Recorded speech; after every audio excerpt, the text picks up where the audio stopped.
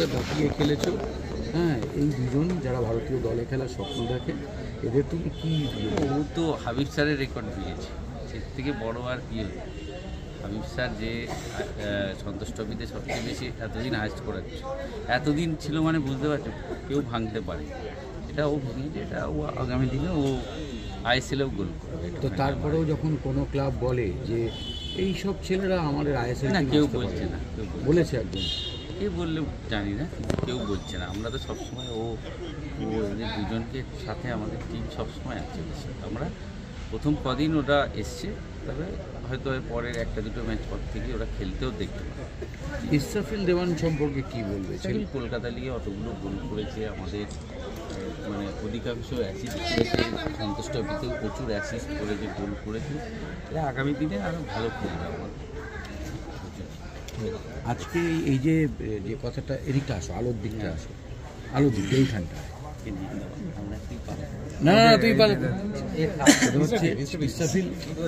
ইসরাফিল রবি, এই যে সঞ্জয় সেন আজকে বলে গেলেন যে এই এত সম্বর্ধনা, এত সাফল্য, এতে যেন মাথা না ঘুরে যায়, মাথা যাতে না ঘুরে তার জন্য তুমি কি করছো? না, এটা সম্বর্ধনা পাচ্ছি, আমরা একটা কিছু করে এসেছি বলে এটাই পাচ্ছি, কিন্তু এই লক্ষ্যটা আমাদের আরও উপরের দিকে দেখতে হবে। ইন্ডিয়ার জার্সি আমরা গায়ে নিতে পারি, এটার লক্ষ্য আমাদের থাকতে হবে।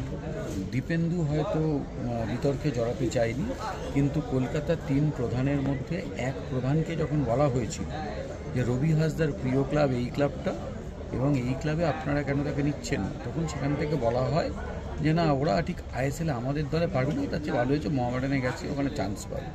এই যে কথাগুলো যে ও পারবে না আমাদের টিমে, ও আইএসএলের মানের নয়, এটা তুমি নয়, তোমাদের দলের অনেকের ক্ষেত্রে এই কথাগুলো অনেকে বলেছে কয়েকজন, এগুলো কতটা আগামী দিনে লড়াই করার প্রেরণা দিচ্ছে? না, এটা নিয়ে আমি কিছু বলতে পারবো না, কে বলেছে কে বলেনি।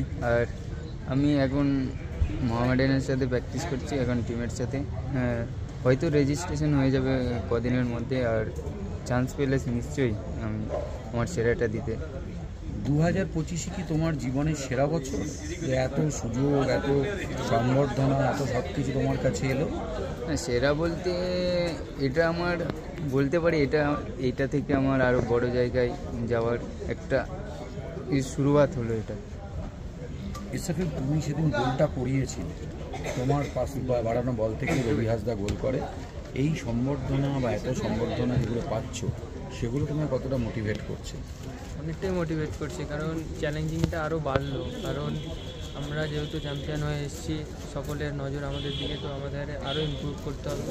যেহেতু বলছে বাংলার প্লেয়ার নেই, তো আমাদের নিয়ে যেহেতু আশা করছে, তো আই হোপ আমরা ওটা ফুলফিল যাতে করতে পারি, তার জন্য আরও মেহনত করতে হবে, আরও ভুল ভ্রান্তিগুলো ঠিক করতে হবে।